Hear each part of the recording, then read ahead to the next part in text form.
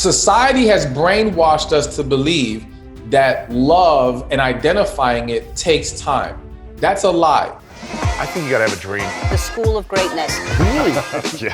Please welcome Lewis Howes. Welcome back, everyone, to the School of Greatness podcast. I'm super pumped. My man, my friend is in the house, Stephan Speaks, who empowers millions of people around the world to take charge of the difficult situations standing in their way of life and love and relationships. And it seems like, Stephan, relationships for a lot of people, at least it seems this way, is very challenging during this time in 2020. And I'm hearing rumors that divorce lawyers are saying that divorces will be going up and increasing. I don't know if what you're seeing are people getting together stronger than ever and tighter in the relationship because of the adversity, or are people starting to realize, maybe we're not a good fit and they're breaking up more? What are you seeing currently? Definitely more breakups. The reality is COVID and 2020 in general seems to be the year of exposing all kinds of different things. And so a lot of people who were able to have their distractions in their life that allow them to tolerate their partners don't have that distraction anymore. And they got to deal with that person on a more consistent basis, and they realize they don't really like them like that. And so definitely seeing much more divorces and people realizing this isn't going to work. You know, you mentioned the word tolerate. You know, we have these distractions where we might have, a girls' night or a guy's night or a mini vacation to get away or whatever it may be, some activities or hobbies or your workout to kind of distract yourself and get away from your partner if you're not fully aligned, but you've just stayed in the relationship for too long. Is it the person who is trying to tolerate their partner, are they the problem? Or is it the problem of their partner that they can't tolerate about them? If that makes sense. Is it their perception and they just need to accept the partner that they've chosen better? Or is it not a right fit? It's not a right fit. I think at the end of the day, we talked about this in the previous episode where it's about connection.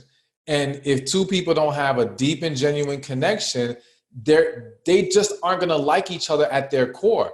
And they're not going to want to be around each other, especially in times like this, to where they can get through these types of moments. I mean, people who have connection aren't complaining about COVID. They're good. They were good before it. They're good now.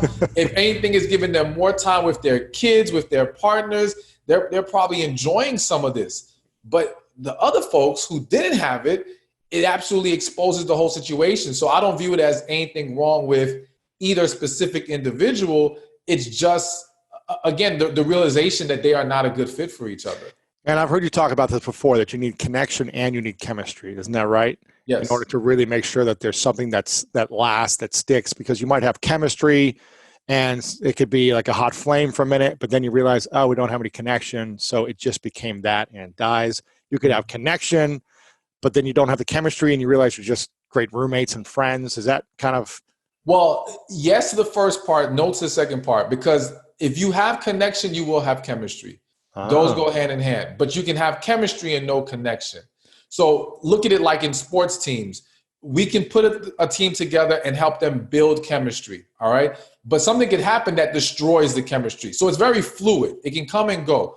Connection cannot come in. It's either there or it's not, all right? And if you have connection, you already have this natural draw to each other. You already like each other at their core. And so you're going to have that chemistry already built in. If anything, you're just nurturing it at that point, but you already naturally have it. Why is it so hard for people who are single to get into a relationship? Do they lack the ability to create chemistry and connection? Or is something lacking from them? There's a lot of people that are like, I've been single for years. I can't find the right man. I can't find the right woman. What is wrong with them? Or is nothing wrong with them? There is something wrong with them. And listen, and I don't say it to insult them because I don't want anyone to feel bad or beat themselves up. But the reality is that if we're not getting the results we want in life, there's an adjustment we need to make. People who are successful, they understand that. We didn't get to where we are by simply saying, it's just the way the world is and I can't do anything about it. There's nothing wrong with me. No. If we're not seeing progress, we need to make adjustments. So in regards to relationships, I think one of the biggest issues is that men and women refuse to accept what the other gender desires and is looking for in a partner. Oh. All right. They want the other person to accept them as they are. This whole take me as I am, flaws and all nonsense, all right, that only keeps them stuck in being single or having to settle for less than they actually desire and would actually make them happy. If people would just accept the qualities and things that the opposite gender needs, they would see greater success and a lot faster. So what do you think is the number one reason people are single who don't want to be single? Again, I think it boils down to not tapping into what the opposite sex is looking for, or not tapping into what the type of person you desire is looking for. So it's like, okay, for example, if you have a man who says he wants a woman that will let him be the leader of the household, all right, and will trust his decision-making, so on and so forth. But you refuse to accept that she needs financial stability from you. You refuse to accept that you may have to take on some of the burden of the bills. Not that she won't contribute, but if you want that kind of dynamic, that kind of woman is looking for a man who will first lead financially. All right. Mm-hmm. On the flip side, if you're a woman saying, well, I want a man who's has his stuff together, who's an alpha man, but you're exuding nothing but masculine energy all the time, you're not going to get that kind of man. You have to tap into femininity because that's what attracts the alpha man, the masculine man, so on and so forth. So again, it's like we're not tapping into the qualities and things that that person would desire in a partner. We just want them to take us as we are and give us what we want. And it's like, no, it doesn't work like that. Why do so many people continue to live in that, I don't know if you call it a fantasy world, where it's like, what's the famous quote? Like, if you don't accept me at my worst, you shouldn't deserve me at my best, or something like that, right? It's like this fantasy world of, okay, I get that men and women and individuals are going to have bad moments in their life. We're not all going to be perfect. We're not always going to be at our best, but we shouldn't always be at our worst either. Mm-hmm. And if you're always at your worst and not improving, why should someone settle for you at your worst consistently? Is that fair to say? That is fair to say. And I think that's another big problem, is that people are looking for partners who will take their worst. And it's like, listen, yes, they should be able to get past the rough moments that you have. As you mentioned, we're going to have those moments we're not perfect. Cool. But you're supposed to bring your partner your best. All right. Like, you shouldn't always be coming home and bringing nothing but drama and stress to your partner and say, hey, deal with it because you're supposed to love me. All right. And it's like, yeah, cool. If you had a bad day, a bad week, I'm there for you. But if every damn day is bad and you're stressed out and you're stressing me out, you can't expect to have a healthy relationship with that. So absolutely, people have to get out of that mindset. What would you want in your partner? If you're going to be your worst all the time, would you want to be around someone who's their worst all the time? It's not going to be fun or fulfilling. It's going to be stressful and overwhelming. And you don't want to get into a relationship to deal with more stress. You want to find someone who can support you with your vision and creating more joy and fulfillment and happiness. So I think a lot of people need to realize, like, the thing I love about my girlfriend the most is she keeps me at such a high standard for myself. She continues to elevate me to say, how can I be better for me, for my dreams, and also for the relationship? You know, if I start to slack off in certain things, she lets me know, like, hey, it's okay for a little bit, but consistently, it's not what she wants in a relationship. Absolutely. And so I think, and the same for her, like, I tell her, like, hey, listen, you know, you're bringing a lot of stress to this relationship, like, consistently. It's time that we shift. We've addressed it. You felt it. It's okay. It's been a couple of weeks now. Let's get back to vision. Let's get back to responsibility. Let's get back to, okay, what are some habits we can create together, some goals of the week we can create to get us out of this funk? And I think a lot of people had a lot of stress the first couple of months of COVID. And maybe some of them were just like, we're not the right fit for each other. And maybe some just didn't have the tools to be able to figure out, how do we get through this together? What are some of those tools when both partners are down and out and stressed and overwhelmed and both lost their job and both are dealing with money challenges and both are, you know, what are some tools we can get back on track with to have a thriving relationship? Communication is number one. We've got to be able to talk to each other. But I think in times like that, it can still be difficult to have these verbal conversations, and both parties have a lot to get off their chest. So that's why I'm such a huge fan of writing letters, because I feel like at that time, it will allow both parties to have a full release, all right? Because you got to imagine, if we're both going through it, then we're both trying to get our side of the story out, or we're trying to express how we're feeling. And that's a long conversation that can have a lot of distractions. Things can, cause you guys to maybe even forget. Bring up stuff from the past that wasn't even a part of this conversation. Exactly. It's the worst. Exactly. We're trying to address this one thing, and you bring someone up from 6 months ago, right? Exactly. Or someone gets offended and they get defensive when you were just trying to be honest. So much can go wrong. So to me, when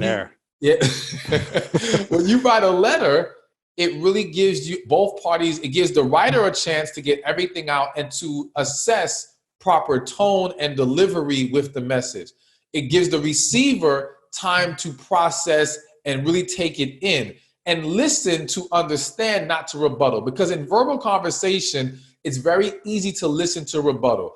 But in a letter writing format, you don't really have an opportunity to rebuttal right then and there. So you're more likely to actually take it in. So I think communication is definitely a big part of it. Hey, it's Lewis here, and I would love to connect directly with you. Text me the word YouTube to my number 614-350-3960 to receive weekly inspirational messages from me. I also think that if we're going through hard times, we need to at least identify one day out the week where we don't talk about any issues.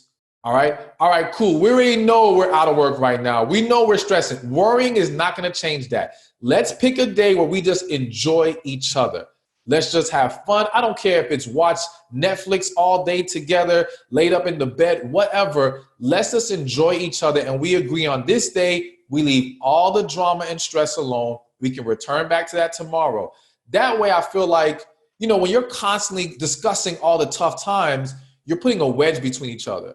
And you need something to bring you two back so that you don't drift too far apart.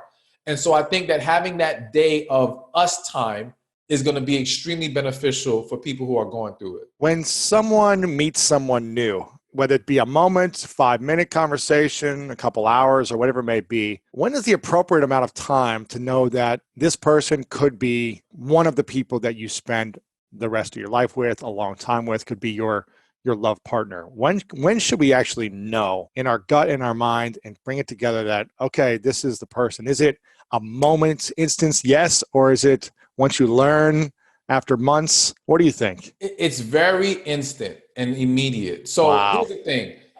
Society has brainwashed us to believe that love and identifying it takes time.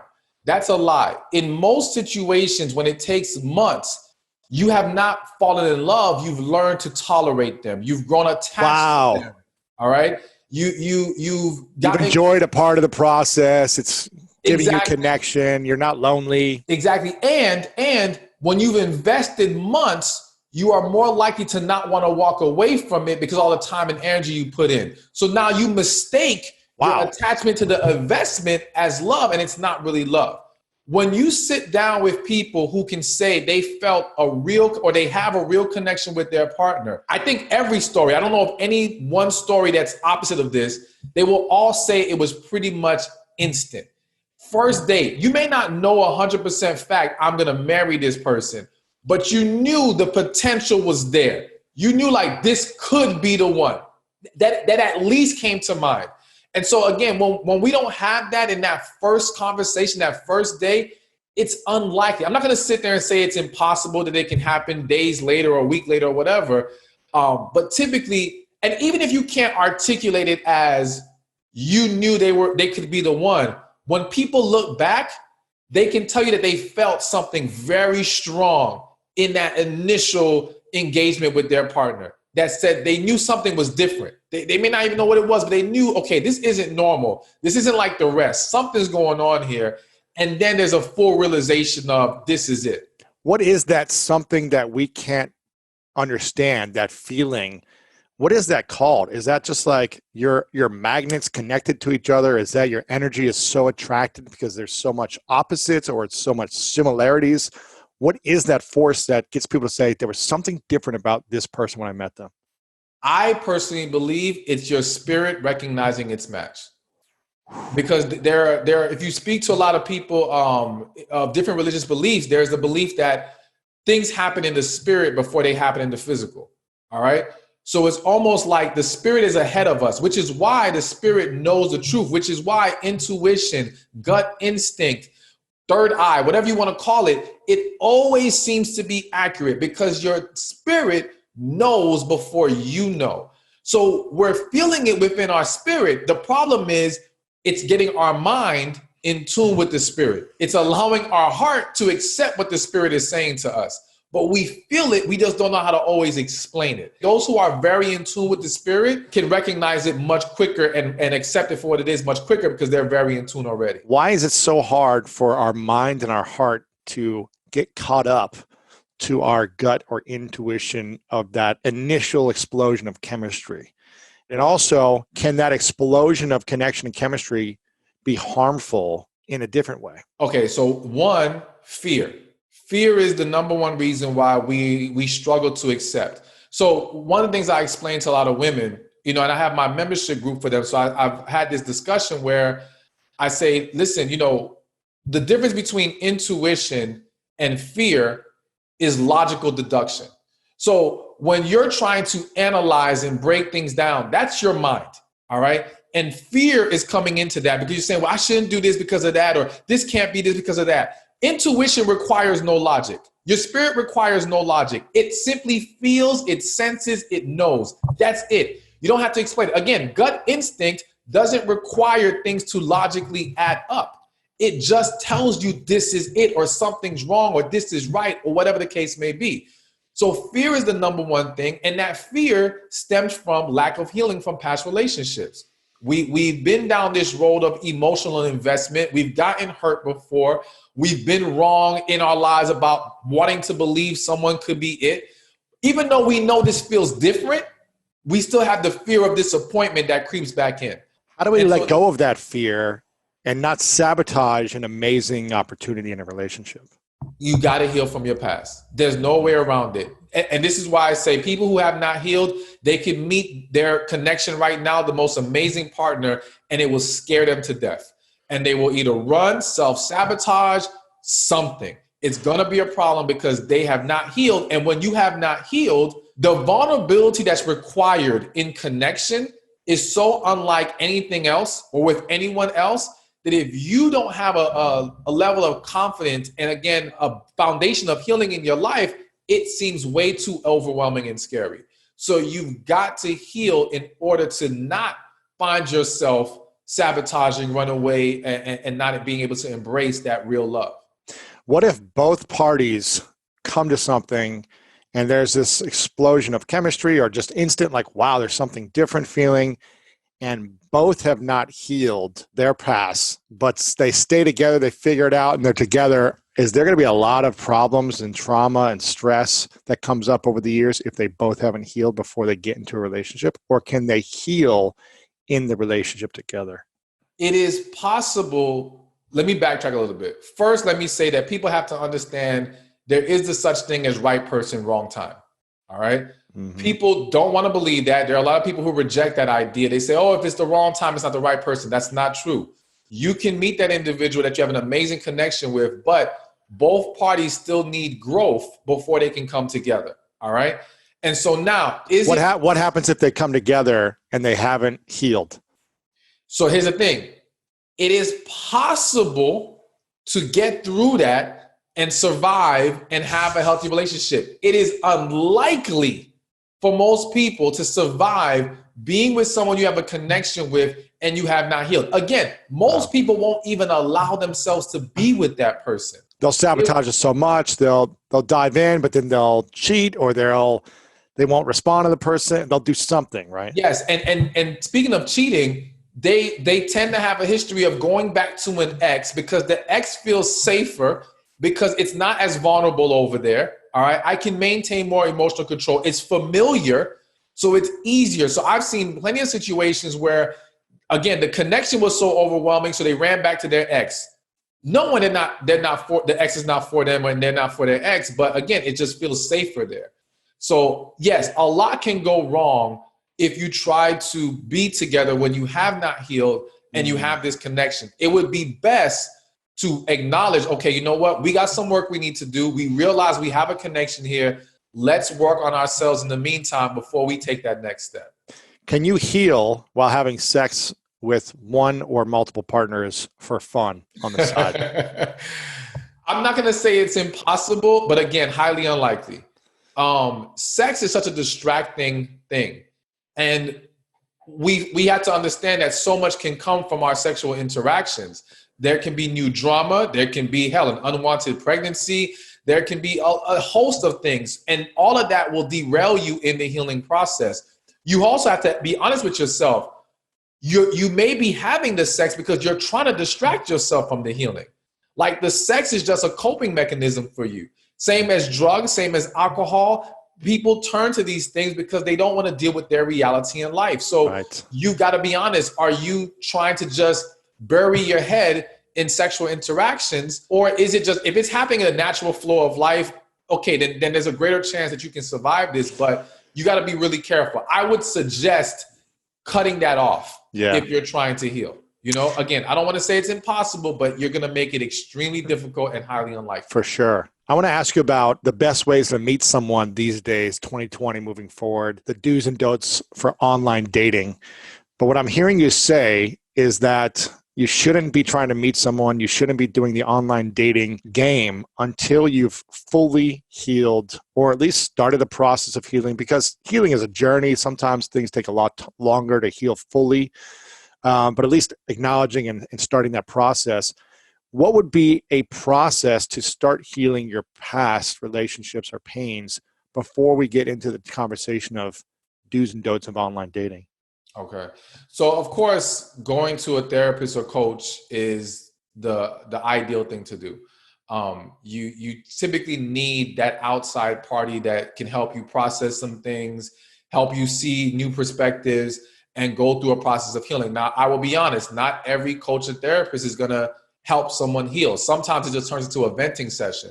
So you've got to be real careful about, okay, if I've been going to this therapist or coach for many weeks or months now, what progress have I really made? Have I been resolving, or have I been coping? Because many are teaching you how to cope and manage and how to function within your brokenness, but they're not resolving it and helping you heal.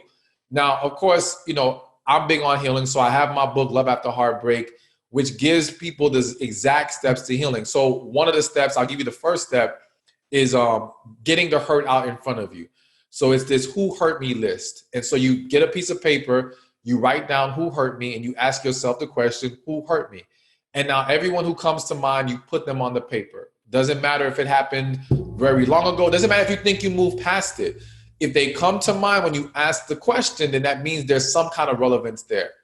And so now you put them on the paper in like 2 sentences of what they did to hurt you.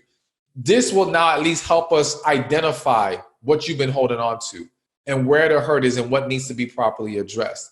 And then from there, we can do the other steps of getting things off your chest and forgiveness and all these different things that's involved in healing. I love that. I'm a big proponent of writing letters to people that you never send them, telling them how it made you feel, what you're frustrated and angry about with them, forgiving them, letting it go. And then I like to burn the letter and bury it as well in the ground to hopefully create a sense of like, okay, this was alive in me and now I'm killing this and this feeling, this energy, and I'm putting it to bed and I'm putting it back in the world to hopefully create something new, to grow something new and more loving and powerful and create that intention.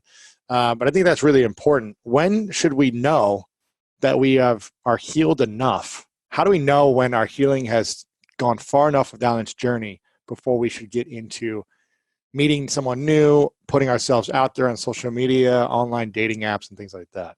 All right. Well, first thing I want to say is now there are going to be times where sending the letter to the person is actually the best thing to do. Really? Yes. A lot of people are scared about that, and it's a very difficult hurdle to jump. But I literally got a DM today from a woman who read the book. She wrote her letter last year. It was to her mother. She didn't want to send it. She held on to it. She said she just finally built up the courage, because I tell them in the book, 99% of the time, I'm going to tell you to send the letter. Wow. And so she finally did it. And she said they end up having the best conversation they've ever had in their life. Now they're like the best of friends. Like it's taking their relationship to a whole new level. And that's not the purpose of sending it, but there's so much good that can come from taking the extra step of actually sending the letter and making sure that person is aware of how you felt and what you were going through. Now, in regards to knowing when you've properly healed, number one thing is when you can embrace being fully vulnerable with somebody. All right. If vulnerability still scares you, you have not healed enough.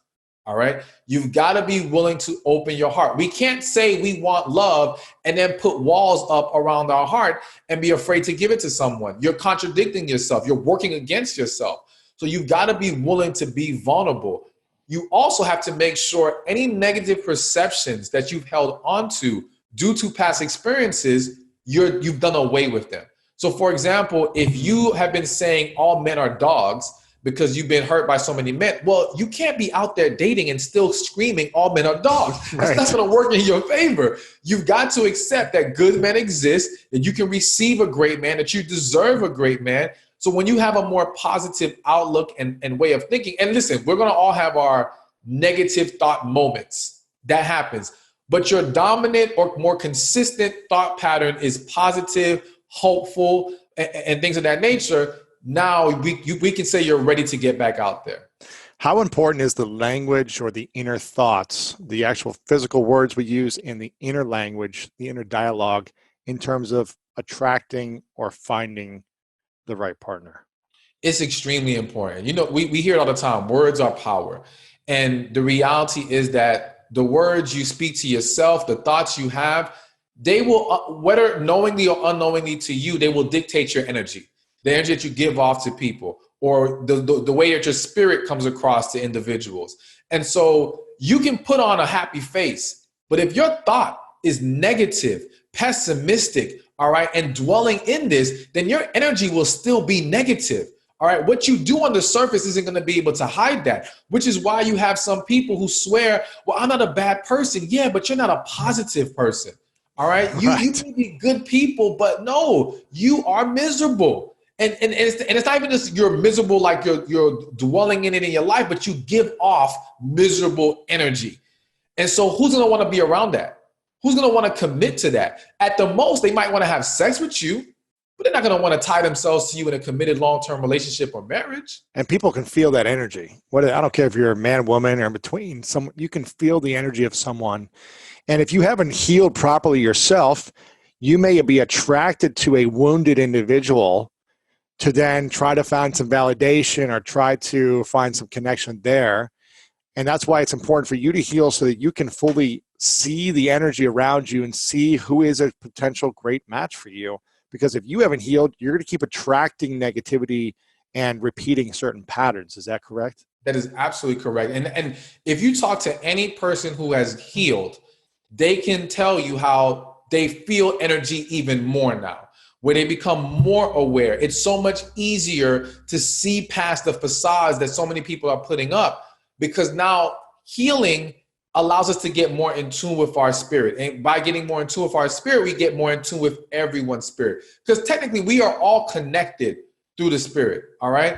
And so it's easier to be in touch with that when you get rid of the blockage of trauma, past disappointments and hurts, disappointments, things of that nature. It's powerful stuff, man. I'm still trying to get to one of my first questions, which is what's the best way to meet someone these days in online dating? But it sounds like that's so far ahead of what you need to be thinking about first. Like, have I started to heal? Are there people who have hurt me?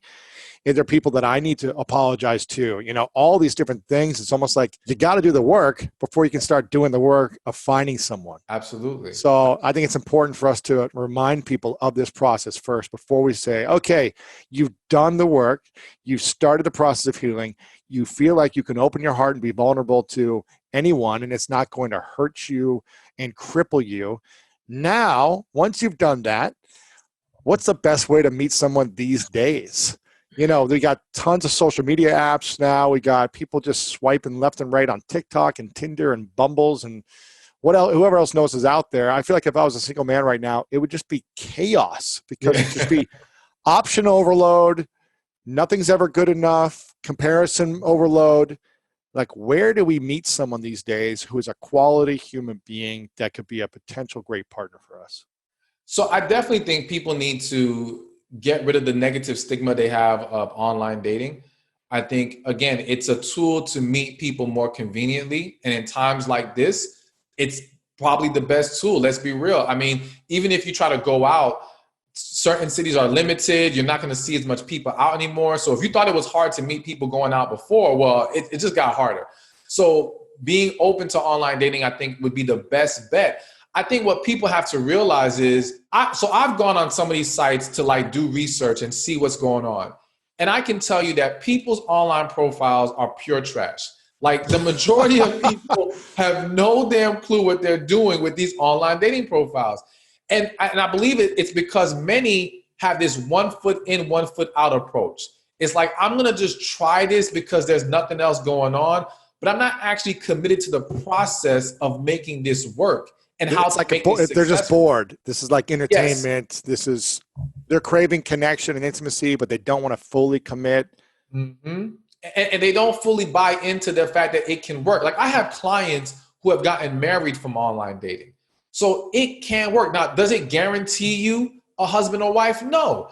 But does it pretty much guarantee you can meet people and have some options to decide if you want to move forward? Yes. But again, you've got to be smart about how you invest in the process and how you set up your profile and things of that nature to help you become more successful. What are the do's and don'ts of online dating? And I'm going to make a general assumption here, correct me if I'm wrong, that men in general go on online dating sites to find people to hook up with in general, and women go on to more find a great potential partner. Please correct me if I'm wrong, but I think that's the general mindset. Is that right? I think that's a general mindset. I do think it varies depending on the site. Like, I believe a site that makes men pay has a higher chance of serious relationship-minded men being on there. Because the guy who just wants to hook up is less likely to want to spend any money if he can go to a free site and it's just, a free fall on there. So I do think that certain sites give a better opportunity for serious relationships. But as far as do's and don'ts, one don't, I'm going to start with a don't, is don't make it all about what you want. Meaning, people don't go on online dating and present their value.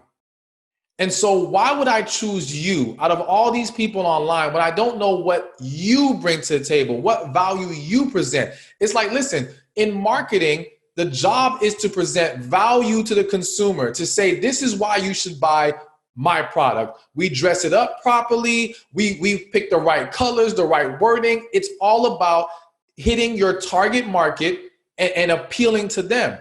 And I feel like people don't do that. They go online, they make it, well, I'm looking for this. I don't want this. Boom, boom, boom, boom, boom. All right, but I don't see any value here. So why would I reach out to you? Right. So I think that's a big don't. Don't make it all about you. Make it about what you bring to the table and what value you provide. Make yourself desirable so you start attracting options as opposed to saying, well, I'm only looking for this guy and this. And you have to be smart and rich and this. It's like exactly. You're already too much to handle right now. Yes. Okay, so that's number one. Build something. Create desire for someone to be attracted to you. What else? Number two, have enough pictures on your profile. So many people jump on, and again, because it's 1 foot in, 1 foot out, they put one picture up. Now, listen, we live in a time where catfishing is popular. And nobody wants to be catfished. If you only have one picture up, you become you make people very skeptical of your profile. All right. And so you got to show people the full you. So not only have one picture, but I always say have at least one full body picture. Let people know what they're getting into, because the last thing you want is to have these beautiful headshots. All right. And someone choose you based off of that. Then you meet in person and the rest of you doesn't look like the way they wanted you to look. And now you have a wasted date, wasted time. You get discouraged. Let's stop doing that to ourselves and to each other. Let's show the full version of who we are. Someone either likes it or they don't. All right. That's so I say 3 to 4 and pictures in your profile. That's interesting. And would someone ever change their mind based on personality only of like, oh, well, they're maybe it wasn't the way I wanted them to look, but they're such a nice person and I have this personality that I'm going to give it another date? Or are you saying like, allow people to see the full picture of who you are, at least to a certain level? Obviously, you're not going to share your whole life story and open up all your flaws right away. You're going to put your best foot forward, but at least see kind of a full picture of your life in 5 to 6 photos, I guess. I think that, unfortunately, it depends on how far you've deviated from their perception or the fantasy that they put in their head. So I don't want to sound harsh, but let's just say they looked at your picture and they thought you were an athletic person. They thought you had an athletic frame, all right? Now when they see you, you're plus size. That may be too far of a deviation for them to say, oh, but the personality is good enough, all right? Now, they may have envisioned athletic, but you're like a little bit off from that. Okay, well, you know what? He's a great person. I can work with this. That's not going to push them too far to the left. You know what I'm saying? Right. So it really depends on how far you've deviated. And that's why the pictures helps eliminate that issue. We don't need the guessing game. We don't need people feeling some kind of way once they finally see you. Don't use old pictures from 10 years ago if they don't represent how you currently look.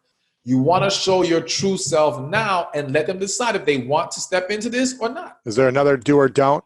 Do not come off negative in your profile. So it kind of goes back to the whole saying what you want or making it all about you. Many people, and I have to say this happens a lot with women, they come off like, well, if you're this, don't reach out to me, or I don't want this. And the tone is very negative, all right? Like, I'm not here to play games. Okay, cool. That's not going to get you anywhere. That just makes you come off as difficult, all right? So you want to come off with a more positive, inviting tone. You want to be very mindful of your delivery in your bio, in your message, or your headline, or whatever. All that negative stuff, especially for women, is not going to get you far if you're looking for a serious relationship. Again, men will bypass the negative energy if they just want sex and you look good to them. But they're not going to bypass that to make you their woman and to commit to you or marry you. Right. That's powerful for women to know for sure. And do you think women can make the first move and it could work out long term? Absolutely. I honestly think when it comes to online dating, they should. My logic is this. As a woman, you jump on online dating. Let's say you're an attractive woman. You put up your profile, and now in a couple of days, it's a sea of garbage that comes your way, all right? And you got to fish through the sea of garbage to find your diamond in the rough. And through that process, it can be very exhausting. You can find yourself feeling like this is pointless, and now you get off the platform. However, you should go and find the men you want to put yourself in front of, all right? Making it easier for you to get candidates you actually would like. And for women, we don't require much. You can just say hello, all right? Right. Or a smiley face or whatever. Yeah, an emoji. You can send a blank damn message, all right? If we are attracted to you and we find interest, we will respond. Like, did you mean to say that to me? Like, we're going to look into it. So to me, it would be best and most beneficial for women to just send out, again, just simple messages to the men that actually catch their interest. Right. And then see if they're interested in return. Yeah. Exactly. My friend Matthew Hussey, I think he calls this in person like the handkerchief technique, where he's like, listen, women, look them in the eyes from across the restaurant or at the grocery store, like look a man in his eyes or connect with him in a flirtatious way, a little bit subtle little way. Or, back in the olden days, they would drop a handkerchief as they walked by a man to see if they would pick it up and bring it to them. So it's like, allow a man to be interested in connecting with you, because it takes a lot of courage, even if you're online, to put yourself out there to someone you're attracted to. It's easier to obviously just message someone online and not be rejected and feel so sad than it is in person. But it's still, you've got to put some energy out there for the guys that you're interested in for sure, and see which ones are like, you got to take a nibble, Exactly. come on the hook. So that's it. I love that, man. What's the best opening line for a man or woman in online dating to reach out to someone, to pique interest, and see if it's a potential for something? Okay. For men, what you want to do is you want your opening line to reference something she's written in her profile, which shows you actually took time to read her profile. You care. So, yeah, you researched. Exactly. And it automatically separates yourself because let's face it, a woman on there might be getting tons of hellos. You look amazing. You look great. Blah, blah, blah. She's heard that a million times. But let's just say she just got her degree in, I don't know, in IT. All right. And now you say, oh, hey, what do you like about IT? Or I don't know. You just make some kind of reference to it. It just shows that you took more time to actually learn. You come across much more genuine, and the message is immediately different from the typical man who reaches out to her. So I think that's the best approach for men to take. And it also allows for a natural conversation to flow. Because, when you're starting with the whole hello, where are you from? It's like, exactly. But when you have pick a topic using her profile to start it off, you got something that you can get rolling from there, and then you can get into all the other stuff. And people always appreciate someone who takes the time to research. People always appreciate a different approach, a different angle, like a uniqueness to something about you. But if you're always the same as everyone else, of like, hey there, cutie, or whatever it is, you're going to get the same type of results. But when you are a little different, they're going to say, something's different about that person. Let me keep talking. Absolutely. Absolutely. And for women? For women, I really just feel like saying hello is all they need. They don't have to say much. Because let's be real, like the man is either going to be interested in you because he likes what he sees and he likes your profile. Like a special line for a woman doesn't really separate them, so to speak. She could try to be funny and humorous. She could try to do the same thing that I said to men. But I think at the end of the day, it really boils down to, okay, if he likes what he sees and he likes what's on the profile, a simple hello, an emoji, whatever, is going to do the trick. Because a man's either going to respond and dive in, or he's going to say, okay, hi, and that's it, and not get back quickly or whatever it is. So you're going to know quickly within 24 hours if a guy's interested in you as well or not. I always say there are some men who are still very shy and socially awkward, even when it comes to online dating. And so there may be a struggle with how they communicate. But I do think that at the very least, they're going to respond. All right? They're going to respond. And from there, a conversation can be had. And I do think within the first few responses, we're going to get an idea of, okay, this guy does have some kind of interest here. What are your thoughts on friends or matchmakers spotting connection, where they say, hey, I've got a great person for you. You're going to love this guy. You're going to love this girl. You guys, are perfect for each other. Are friends actually good at spotting potential long-term connection? And are matchmakers good at this as well? So I don't want to rain on any matchmakers parade or in any way, take away from what they do. I cannot honestly say I believe that a matchmaker can spot connection. They can spot chemistry and compatibility.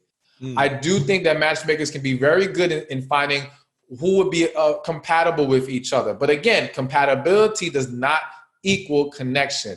Connection is something deeper. Again, it's within that spirit. And so for someone on the outside to identify that, that's highly unlikely unless they have seen these two interact and have been in their presence. So essentially, if I see you with someone, I can say, or I see you with your girl, I can say, okay, I see the connection there because I'm seeing you two interact. I can feel the energy.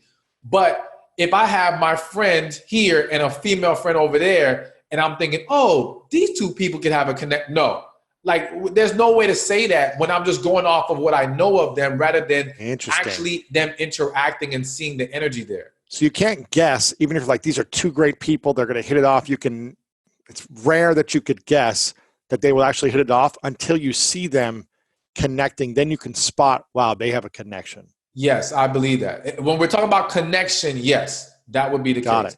So what's the difference between connection, chemistry, and compatibility? So let's start with compatibility.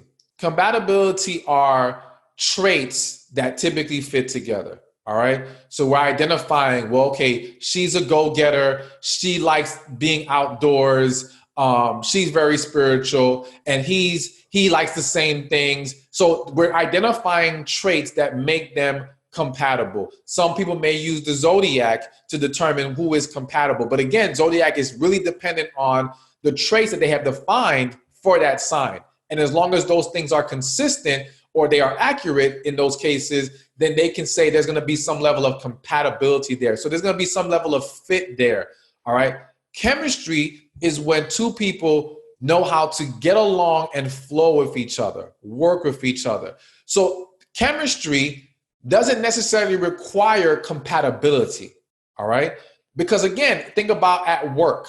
We can go through team building exercises and build chemistry with our work associates, all right? But we don't have to like them. Mm-hmm. We don't have to have the same interests as them. Nothing else has to be in alignment, but we can learn how to work together and build and create something and make progress and be successful. So chemistry is very independent of that. But again, it's more so learning how to work with each other, flow with each other, get along with each other, coexist together, so to speak.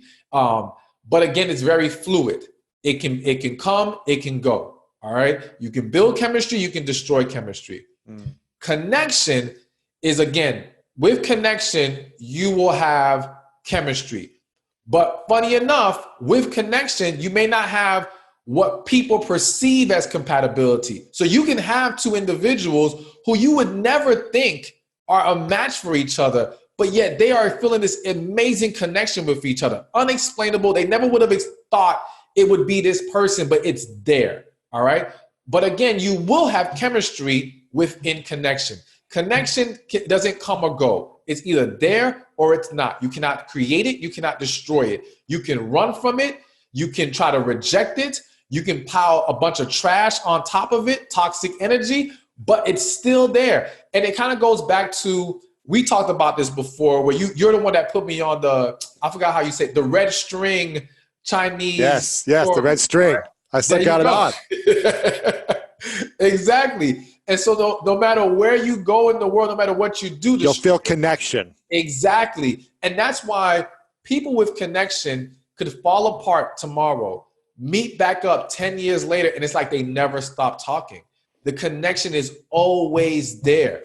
So that's why it's the strongest and most important of those three. Is it fair to say that you need all three to have the most fulfilling type of relationship? And if you're missing compatibility, there will always be some type of stress? No, I think you need chemistry and connection. And again, if you have connection, you will have the chemistry. The reason why I say you don't need compatibility is because, again, what people perceive as compatible doesn't always align with what actually allows two people to be connected and bond and all these wonderful things. So because of that, I would say compatibility, due to society's perception of it, is not necessary. It's the least needed thing. Yes. So you shouldn't be coming into a relationship saying, wow, we're very compatible people. We like the same things. We come from the same background. We live in the same city. Our families live nearby. This makes sense. We should try this thing because look at how compatible we are. What I'm hearing you say is you should make sure you have this connection that if you were gone for 10 years, you think about them, you dream about them, you always want to come back together, that is more important than having chemistry and compatibility, because with connection, you will have chemistry, but you may not be compatible. Exactly. And you're 100% accurate what you just said. Compatibility, and that's where a lot of people go wrong. They choose partners based off of compatibility. They choose partners based off of the logical deduction that this would make sense. This is a great opportunity. We like the same things, blah, blah, blah. But those people find themselves miserable because they get caught up in the hype initially. But again, the connection that they need to really enjoy each other, the glue that keeps them together, the glue that helps them overcome difficult times, that's not there if you don't have connection. You know what I'm saying? And hell, it's tough even when you have connection. So if you don't have it, it's so forget about it. Is connection something you can cultivate if you don't have, or is it something you either have it together or you don't? You have it or you don't. You can't make it up out of thin air. You can't create it. Plenty of people have tried and failed miserably. It just doesn't work. And that's why you hear this all the time of like, gosh, he looked amazing on paper. Like he just like had everything on paper. He checked every box. Mm-hmm. She checked every box, but there was just, and they were such a good person. Mm-hmm. They're such a great person, but I just couldn't connect. Exactly. It just wasn't there. And let me tell you, that's one of the worst positions to be in. Ah. Is to be with this amazing, wonderful person that you don't have a connection with. Because now, how do I justify and validate to myself, my friends, my family, who probably love this person? Love this person. Like, love them. And like, yo, I got to tell them, no, it's just not there. The majority of people are not able to do that. They suck it up. And they try to push things along, or they convince themselves, I'm tripping, maybe I'm being too picky, whatever. But then inevitably, that marriage or relationship still ends up ending. So how do you make it work if you have very low compatibility, high connection and chemistry, but you are in complete different industries, you like complete different things. One person likes to be inside, the other person loves to go on long hikes. And you're just like butting heads about every activity and thing you want, every movie. You don't like the other person's movies. Like, isn't that a strain in the relationship as well? Well, I would argue that when there's a connection, you're not going to butt heads. I feel like, so when people don't have a connection and they're very opposite like that, you're going to have a lot of tension, a lot of butting of heads. All right. When there's a connection, there's a desire to want to share the moments you enjoy with you. There's a desire to, all right, you know what? I may not care for these types of movies, but I love seeing you happy and I want to be around you. So I'm going to try to learn to deal with some of these movies. We're much more willing to make sacrifices, be flexible, and find a compromise when there is a connection there. And I feel like when there's a connection, we don't view the differences as a negative thing. We view it as, wow, they're introducing me to a different world. They're showing me a different side. So, okay, maybe I don't like going out all the time, but now it's good that I have someone who likes to go out because she can pull me or he can pull me out the house more often. But I can also help them slow down a little bit and enjoy peace and being at home. There's a balance that's created that makes it a much more well-rounded relationship. So I think that what you'll find a lot of times in connection is that they're not the most, again, compatible based on society's perceptions of compatibility people. They have these differences, but they make this full unit. It's like this yin to the yang type of deal. You know, it doesn't have to be the same. Is it possible to find someone with extreme connection, extreme chemistry, and 80% compatibility where it's like, wow, we like so many of the same things as well? Or are we just more attracted to kind of the opposite attract type of mentality, yin and yang type of balance? I think it is possible to have a strong level of compatibility, but if I'm honest, I do think there is some kind of balance that occurs within relationships with people who have connection. It's not completely down the line. We're just on the same page or like everything the same. I think there is a difference. And I think it kind of goes back to the fact that in nature, there's this polarity that has to occur. It's the same reason why masculine is drawn to feminine, feminine drawn to masculine. You don't find a masculine person wanting another masculine person. All right. Now, when it comes to connection or real, serious, healthy relationships, we desire the opposite energy that balances us out. So why is that? Is that just Mother Nature, human nature? Why is that, you think? And I can't say this is 100% accurate, but my belief is that, again, we are not created to be equal. We're created to balance each other out. We're created to come together and have this full unit. Why do my strengths need to be your strengths? How do we become better? If I am a business and I'm going to acquire another company and merge with them, I'm not going to pick the company that does everything the same thing that I do as good. I'm going to pick the company who has a product or a service that's different than mine or that can enhance mine. And we come together and we're like Voltron and we become stronger together. So in having our differences, we are able to create a stronger whole unit rather than being the exact same. Yeah, I think there was a couple of years ago, Tyson Meat, the meat company, which is a big meat company, chicken and beef and all this stuff. I think they acquired like a couple $100 million worth of Beyond Meat, which is a vegan option. So it's like they are all meat consumption, and they were like, oh, but this is something we don't have, and it's growing in this space. Let's get on board and let's balance out in some ways. Exactly. So I see that as an interesting approach in relationships and an interesting dynamic. I'm curious about sex on the first date and on the first night. we got this incredible explosion of chemistry. Like we've known each other for years. I can't believe we didn't connect sooner. Is sex on the first day of meeting something that can turn into a successful long-term relationship? Or have you just seen from your research and your experiences with the people you've coached that that's a recipe for disaster? It can definitely turn into a long-term relationship, marriage, successful relationship. I just think that we have to be careful with that mindset. So I remember one time, I think it was an article I wrote, and somebody commented and they said, I've heard of plenty guys, and not to make this only about how guys perceive it, but they had said, I've seen plenty guys not want to move forward with a woman who they had sex with on the first date. I've never seen a guy say, I can't make her my wife because she didn't have sex with me on the first date. You see what I'm saying? So it's like one approach is still safe. It doesn't hurt you. It doesn't hurt you to wait.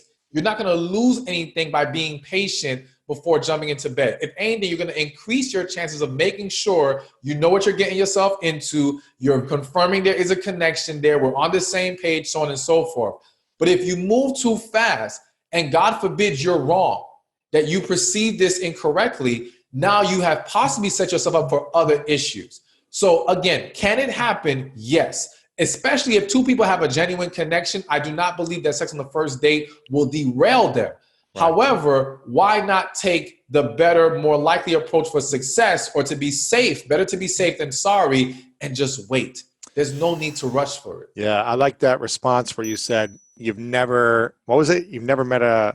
Yeah, like I won't make her my wife because she didn't have sex with me on the first date. But you've heard plenty of guys say, I don't take her serious because she had sex with me on the first date. Yeah, man. It's interesting because when I met my girlfriend, Jeanette, we met online and we started talking, just via messaging. And then a few weeks later, it turned into a FaceTime. And then it was a FaceTime every day for a few minutes. And then it was FaceTime every day for longer, hours, 2 hours, 3 hours. And then we met about a month after we started connecting. I went into the meeting of like, I'm just going to go and be open to possibilities. Like, who knows what this person's going to be like in person? I don't know. We've had an amazing connection on the phone where it seems like hours were minutes, that type of whole thing. You lose track of time. You can relate in certain ways with each other. And we're both inspired by one another. And then we literally meet, and within minutes, we're kissing, meeting the first time, we're kissing. But I also went into it with like, I'm not going to try anything sexual. Like, if nothing happens, I'm okay, seeing each other for this weekend. And, I just want to go and connect. And I have zero intentions of trying anything further. I went into without that mindset. I was like, if I come home from this and we don't even kiss, like, okay, it was an experiment. We're magnets to each other. We start kissing within a few minutes. I kiss her, and she was kind of thrown back, but liked it. And it was like, she didn't want to stop. And within minutes, I kid you not, within 5 minutes, she looks at me, she stops, she looks at me and she goes, "You're mine forever." And I was like, you are a bold woman. I was like, I just got off a plane to see her. And I go, wow, you're pretty forward. And she goes, do you want to go back in the plane? I was like, no, but I've never heard a woman say this within 5 minutes. Now, granted, we were talking for a month on the phone, but I've never heard a woman say this in 5 minutes. And if they would, I'd usually run like crazy and think she was crazy. But she was like, I don't know, I'm sorry. I just feel like my heart says this, and I feel like I just want to say it. And so I really respected her level of courage and vulnerability and honesty as well, where usually girls won't say that type of thing. Mm-hmm. And I was like, wow, this girl's got a lot of courage, and she says what she feels. And it was just like, man, the chemistry was the connection was so strong all weekend and for the last, over a year now, that it didn't make logical sense. It made emotional sense. Exactly. And I think I just kept going with it. And I was like, wow, okay, let's see where this goes. We'll take it day by day. But it's just like, it kept growing. And I think you should have some type of feeling of like instant connection, because all the women I've dated in the past, I would say I've had instant connection with most of them, like with all of them, but it wasn't this type of connection. Like you said in the beginning, it's like something was different. I had maybe more like sexual attraction. Yes. But then I was like, we're not connecting and vibing in the same way that I would love, but the sexual attraction is great. And they got this and this. So it's like I'm justifying, as opposed to this is what I want, and this is what it's like. It's not even an option. This is what my heart is telling me I need to do. Yes. And I think if your heart is not saying yeah, like pulling you to something, then it's probably a sign that that may not be the right fit for you right now. Absolutely. Now, do men and women approach early sex differently in your opinion? Beyond the first date, beyond the one night stand type of thing, do men and women approach it differently in the first months? Yeah, I believe so. I think it's more likely to find a man who is ready to go, you know what I'm saying, and has no issues about when the sex occurs within that first month, all right? Whereas there are going to be a lot more women who are concerned and genuinely are not comfortable yet. You know, the problem also is that just because sex occurs doesn't mean the woman was comfortable. All right. A lot of women allow themselves to get intimate, but they weren't truly at peace with making that or allowing that to happen. And so there's a lot more that goes on her end regarding sex than it goes on his end. And I also believe that women are much more in their head about the situation than the man is. The man is analyzing it. They're analyzing, oh, well, if I don't do this, he's not going to like me and blah, blah, blah. Exactly. Whereas I think the man's just excited. He's enjoying the moment. He's just getting it in. But she's thinking, yeah, is this too soon? Is he going to like this? What am I, whatever. She's just processing so much, which adds to her inability to even fully enjoy it a lot of times. But yeah, it's definitely different. We're not wired the same when it comes to sex. We're just not. And do you think rebound relationships can work? Let's say you're in a relationship for 6 months, a year, a few years, 10 years, and you stayed in that relationship too long. You stayed in it because it became hard to get out, or it was good on paper, whatever the reason is, you stayed it, you had kids, whatever the reason is, and then you get out. And within 6 months, you find someone and you're married 6 months later. Is that something that is possible to rebound into the next relationship, and that can be your connection, chemistry partner for long term? Or is that something, should people wait 2 to 4 years until they fully heal and all this time and energy to get into it? What do you think? It's absolutely possible. One, we have to understand that healing is less about time and is more about the specific work you put in. If you go through the process and you do all the steps, then you can achieve healing in months, all right? People take years off and still never healed. So the time itself does nothing for you. With that said, the key is, has this new person genuinely surpassed how you felt about anyone else? See, I have a golden rule that you do not get in a new relationship if they have not surpassed whoever you had the strongest feelings for. They've got to pass that bar. What does that mean? So does that mean like the connection is so much stronger, the way you view them is higher, they add more value to your life? Most importantly, it has to be the connection is stronger. That's most importantly. And so if you don't feel as strong as a connection, as strong as a desire, as strong as a draw to them as you did whatever previous person, then you should not enter in that relationship. Because if you do, you will automatically have a void, a gap. Because it's almost like you ate filet mignon and now you go have some Spam. There's a huge gap there, all right? You might be able to survive eating the Spam, all right, because it satisfies your hunger, but you know how much better meat can taste because you had the filet mignon. Yeah, you're not fully nourished. Exactly, and you'll never be fully satisfied because you had that better thing. So it's the same thing with relationships. If you've already experienced this higher level of connection, to go for anything beneath that, you will never be fulfilled and completely happy with it. You might survive for the first couple of years, but at some point the smoke's going to clear and you're going to be like, man, what am I doing here? Is this applied to any previous relationships, chemistry and connection, or the previous one? I say any. They've got to surpass whoever held the highest position in your heart. Because I strongly believe that the majority of people are not married to the person they have the strongest feelings for. Really? Right? Yes. And an even better test is ask yourself this. If you get with this new person and that person that you've had stronger feelings for comes back into your life, will you be okay?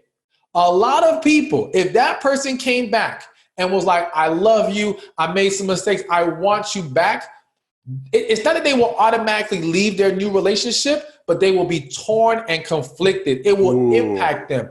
When you are really with the right person, that wouldn't faze you anymore. You'd be like, please get out of here. I'm good. I'm doing amazing. I'm with the person I know is the one for me. But when they are the person you have the strongest feelings for and they come back, you're going to be rattled. So I'm hearing you say that it's not as much the time in between relationships. It's the work, the process of acknowledgement, healing, letting go, Yes. where you could meet someone within a couple of weeks, depending on like if you were already unwinding in the previous relationship for a year or two, you could find someone and be like, this connection is just, you can't get us apart. And you could jump right in. Yes, absolutely. Yeah. Absolutely. Can self-love ever be a bad thing in relationships, or too much self-love in a relationship? I don't think self-love in its true form can ever be a bad thing. It's just that some people hide their arrogance and being self-absorbed with the label of self-love. What's the difference between self-love and self-absorption? All right, self-absorption is flat out being selfish. It's flat out, who cares about how anyone else feels? It's all about you. All right, there's no consideration of other individuals, and you have no compromise in self-absorption. Self-absorption is, it's my way or the highway. There's nothing else. There's no other way around that. Self-love is simply the act of, again, pouring positive energy into you, being patient with yourself, giving yourself what you need. It's a lot of self-care, but it doesn't have the inability to be compromising. It doesn't have the inability to consider other people's feelings. It's almost like, okay, I'm gonna make sure I have what I need to eat, but I can give you some food if you're hurting. You know what I'm saying? Well, self-absorbed is, forget you. This is all mine. Don't come near me. I got nothing for you. You know what I'm saying? It's very different. So to me, self-love, because love is pure. Love is a beautiful thing. And there's no way real love, whether it be of self or of others, can ever be bad. But too many people use the label of love to disguise other toxic energies, behaviors, and perceptions. If someone is feeling down and out and they can't get out of a funk, and they've followed the process of a lot of bad habits and decisions and thoughts and words and all these things that have kept them down, what are 5 of the most common self-love practices that you've seen or you've coached with women that you've seen elevate their relationship with themselves, increase their self-worth, and get back on track? What are those 5 key kind of self-love practices? All right. So let me just say in advance that some of these might be surprising to some people, but they really make a difference in self-love and getting yourself back on track. So number 1 is actually eating right. I remember I went to a counselor when I was back in my college days. And I remember the counselor telling me, listen, whenever you're going through something, the worst thing you could do is start to eat bad. That ice cream tastes so good, but then makes you feel so bad for the next 24 hours. Exactly. Because now if you're already depressed, bummed out, okay, for that moment that you're eating it, you may feel a little bit better. But the impact that the sugar is going to have on you, that crash you're going to feel, the way it weighs you down, makes you more sluggish, you're only compounding the issue. All right. So it's okay if you have a moment of eating whatever, but what your consistent diet needs to be is much healthier, because that will give you more energy. It will affect your mood. It affects your hormone levels. These things are important. So being mindful of your eating habits and your overall diet is extremely important when it comes to self-love and breaking out of that funk. That's number 1. I love that one. Number 2 is getting some damn sleep. All right. I was just going to say that. It's got to be sleep. That's really what I mean. So many people are sleep deprived. And you know how hard it is to be positive and productive when you're tired and cranky? It's almost impossible. Exactly. So getting a good night's rest, and that's the key. It's not just going to sleep, it's getting quality sleep. So you want to try to turn off electronics like 30 minutes before you go to bed. You want to set an ambiance in your room that makes it more peaceful and easier for you to rest. You really want to clear your mind. You don't want to be stressing while you're sleeping, because that happens. All right. You got a million things running through your mind. You never really had peace even in your sleep. So learning how to unwind properly before bed, having a set sleep schedule so you can get consistent hours of sleep, days on, days out, or whatever. This is going to be very important in helping you with your self-love and improving, your overall quality of life, to be honest with you. Okay. Number 3. Number 3 is creating boundaries in your life. So the problem a lot of times when we start to get down and out is that there are no boundaries, whether it be maybe with your kids, friends and family. So for example, let's say you're the person who's always helping everyone else. Now you're in this funk and you don't have anyone to turn to, but because you've established no boundaries, people keep trying to come to you and pull from you. And they don't stop to say, are you okay? Because they're used to you having it all together. They think you're always fine. So all they keep doing is taking. And if you don't set the boundary that says, listen, I'm not in a good place right now. I can't help you right now. I love you. You know I'm always there for you. But right now, I need time for me. You've got to set that boundary. And again, I don't care if it's kids, family, hell, sometimes even your own partner. Letting your partner know, hey, you know what? Just give me a day to get myself together. I got to process this. It's nothing about you. Just trust me. Let me do what I need to do. Sometimes we need that. So setting boundaries, being able to say no to people, that's huge in self-love. And again, don't confuse that with what I said earlier about being self-absorbed and selfish. When it's for self-preservation in the sense that you're drained and burnt out, it is necessary at that point. It's a must. Yeah, exactly. It's nothing selfish about it in that sense. You need it so you can recharge your batteries, and then you can come back better than ever, and you can help whoever you want to help. Absolutely. Okay, so these 3 things are not the typical things that you'd hear women talk about self-love, which is get a massage, get your nails done, go have some wine. So I'm hearing some contradictions, which are inspiring for me, because I think these are the healthy ways to create self-love. What's number 4 and 5? So number 4 is, I think, basically doing things you enjoy.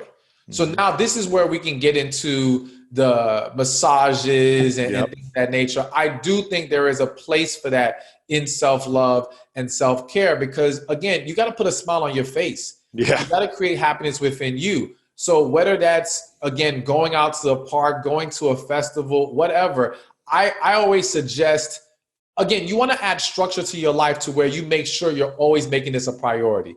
So whether it's once a week, maybe once a month, whatever, there has to be, I'm going to do something for me. All right. Whatever that is. Even, and I will share this, even for myself, I've had the hardest time doing something for me, like buying myself a gift or what do I like. And so like, I'm going to make a budget and there's going to be money set aside for play money. This is for me. That's it. Whatever you want to do. Exactly. Yeah. Don't worry about investments. Don't worry about bills. This is just for me. Burn through it all. Burn through your money. But it brings you enjoyment. It brings you fun. It brings you play, those things. And it takes pressure off of you. We're so bombarded by bills, responsibility. I got to do this. I got to be wise with this. Be free. Just create. Again, and if you don't have the budget for that, create time for it. Yeah. But you need that time or budget or whatever where you can just be free and live your life. I love that. Put a smile on your face. I love that. And what would you say is the 5th thing that we can do to increase our self-love? So for me, it's going to be about prayer and meditation. I feel like we overlook how much we are bombarded by in life. And even something as simple as a morning routine, which would be perfect time to do prayer and meditation, would make a huge difference. Like I've noticed, and I remember even Jim Quick, who you've had on your show before, he mentioned about like when you wake up, don't jump straight to the phone. Don't go straight to electronics. Take time in the morning to clear your mind, relax. So this is a great time to meditate, pray, stretch, all right? This can set the tone for the rest of your day. And again, it will help you elevate the energy in your body. It will help you be more positive. It will help you be more calm. It will eliminate all the brain fog you can experience when the minute you jump up, you got to go take care of kids, or you got to run to the computer, or you got to run to your phone. Stop all that. And if it requires waking up a little bit earlier so you can have 30 minutes of peaceful time, prayer, meditation to yourself in the morning, then do that. It is absolutely worth it. And go to bed a little earlier too. If you need to get Exactly. more, you want to make sure you get the right amount of sleep. Don't sacrifice sleep to do that. Just go to bed a little earlier. Exactly.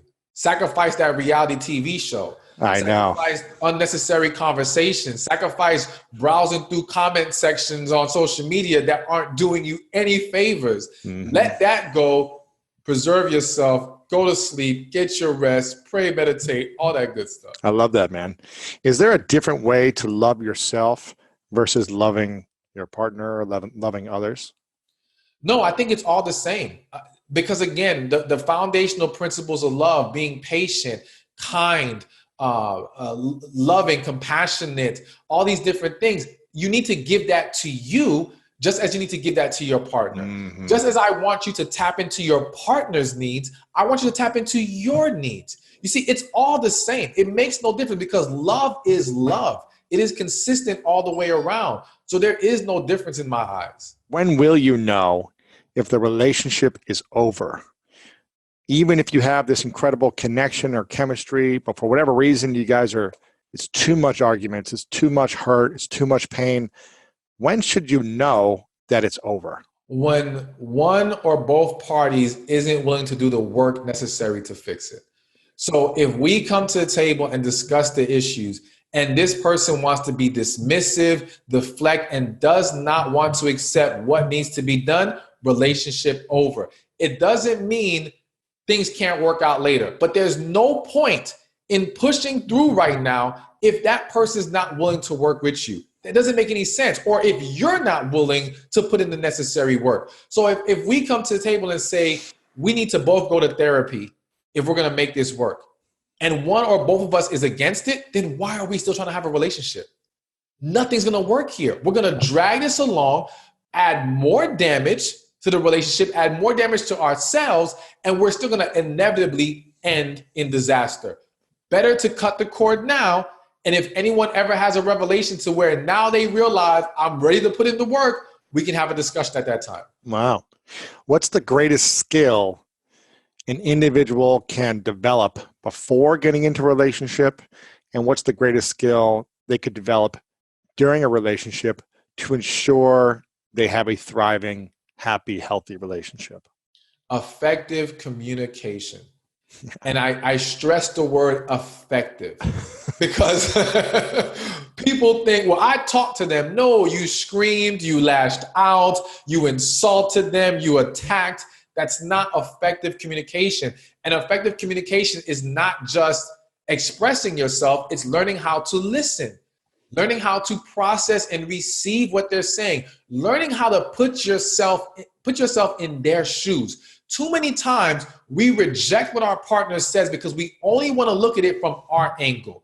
We have to put ourselves in their shoes for a moment and feel what they're feeling. I got a real question for you. Okay. What if their shoes are wrong?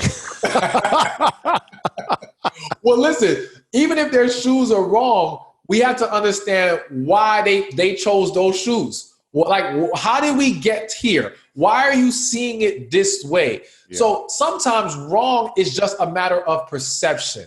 All right. So, for example, and I mentioned this on the last episode we had, where there was the guy, he had a girlfriend. They went to his parents' house for a weekend, and he didn't have any towels laid out for her when it was time to go to bed. And she blew up on him because she said, you're never considerate of me. You never think of me. And he's like, damn, it's just a towel. But what's the problem? Okay. Right. Now, in that moment, to him, she's being wrong. But she's wrong to him because your perception is it's about the towel. It's not about the towel. Listen to what she said. You never consider me. So now, why do you feel like I never consider you? Now we can dig deeper into finding out. Now she may say, because when this happened, you did this. When this happened, you did that. And you might say, oh, Now I see why she feels that way, because we got away from the surface of the towel and we got into the deeper reasoning why she's in those shoes. All right. So that's what we have to do. It still takes effective, loving communication from the woman to bring it up and not attack as well. And yes, and that's why I said that's the key. We have to learn how to express ourselves in a calm, loving manner. The minute you attack someone, they will defend themselves. And their ability to receive what you're saying or how you're feeling is completely diminished, because now they're in defense mode. And now their brain is scattered thinking about how to get you off their back, so to speak. So if you come at them the right way, you speak calmly, lovingly. And again, even in you expressing your frustration, you have to put yourself in that other person's shoes as to why they're not seeing what you're saying right now. Because now when you understand they don't get it because of XYZ, I can adjust the way I'm delivering this message, or I can give you an example that helps you understand it. Like me as a speaker, I believe one of the reasons why I'm successful is because I'm able to give analogies and examples that can connect with that person who may not understand this if I just spoke it in psychological terms or whatever the case may be. And so you have to learn how to bring the conversation to them, not just expecting them to take it as you want to give it. Yeah, and also think to yourself, would you like it if my partner was doing this to me, just coming at me for something that may seem small to them or seem small to me, but it's really about a bigger problem. Exactly. So don't come at someone unless you want them to come at you in the same way, and you'll be fine with it.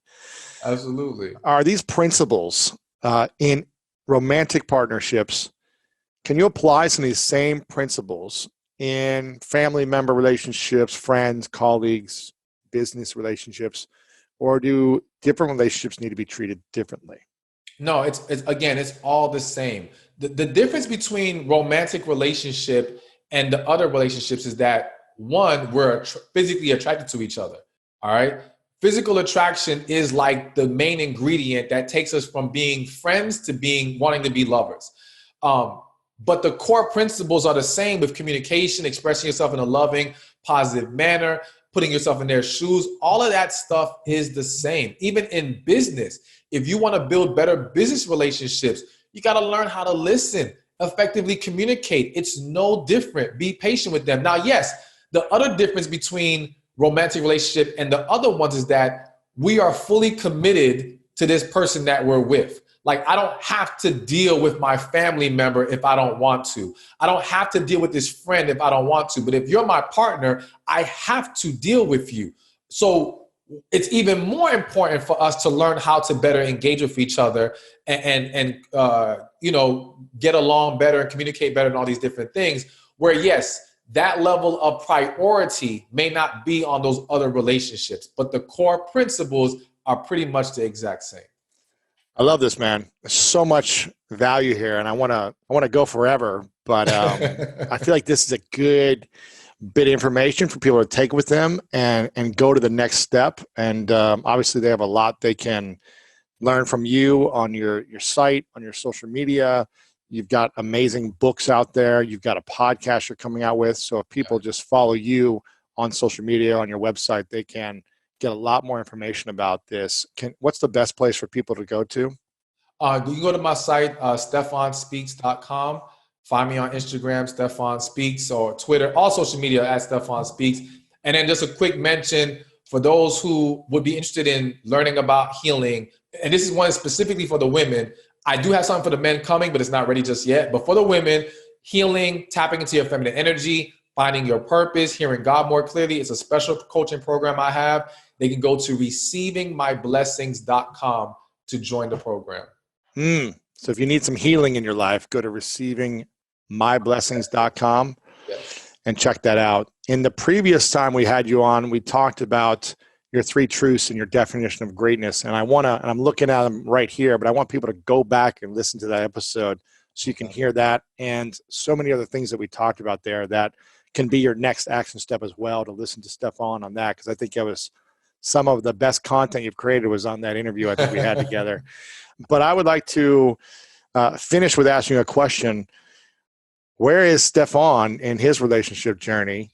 And what's next for you in terms of, have you found someone that you're exploring or dancing with, or are you still waiting for that connection and chemistry to come? Yeah, I mean, I'm still in the midst of God's process of receiving that in my life. I think the misconception by a lot of people is, well, if you know all this stuff, why aren't you in a relationship? But the thing is, it's not about being in a relationship. It's about being with the right person and receiving the right person who you can align with, who fits with your purpose. Because for the men who are walking in purpose, for anyone walking in purpose, you can't align yourself with anybody. You get with the wrong person, that will derail everything. All right. So there's a lot, the stakes are higher. And there's also a lot more required when we want God to bless us with that amazing partner. There's a higher standard there's a higher standard set than what society has set as what's necessary. So with that said, I just trust God's process and, remain open to that. I know the time will come. It's just about when he deems it ready. Just continue to do what I need to do to help others and be the light that others need right now. I love that, man. Well, you're an inspiration. We appreciate you, man. Hopefully we'll get you back on here soon in the future when people are struggling and still trying to figure out how to be in a relationship, how to heal. But in the meantime, go check out our previous episode. Go check out Stephan Speaks on social media. If you enjoyed this, make sure to share it and tag Stephan and let him know that you thought this was helpful and inspiring, and share this with some of your friends, guy friends, girlfriends, or anyone you think that could use this information in their life to help heal and be in great relationships. So, Stephan, you're the man, brother. Appreciate you for being here. And we'll talk to you soon. And if you want to learn more about mastering relationships, then make sure to check out this video right here. The difference between the man who loves you but does not know how you want to be loved, and the man who doesn't care about what you want and how you want to be loved. All right? Don't confuse the two.